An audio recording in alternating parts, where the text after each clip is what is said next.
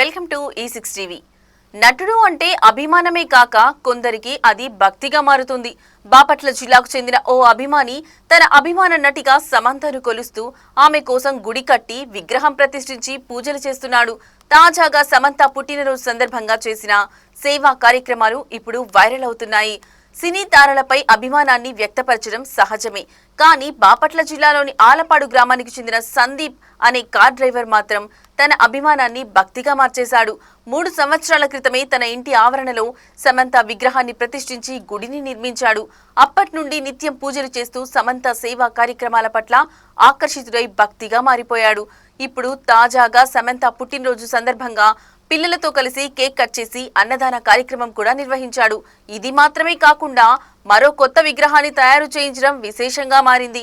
సమంత చేసే సేవా కార్యక్రమాలు తనకు ఎంతో ఇన్స్పిరేషన్ గా ఉన్నాయని, అందుకే ఆమెను దేవతలాగా కొలుస్తున్నానని సందీప్ చెప్పుకొచ్చాడు. ఇటువంటి సంఘటనలు ఓ అభిమాని ప్రేమ ఎక్కడి వరకు వెళ్లొచ్చో స్పష్టంగా చూపిస్తున్నాయి.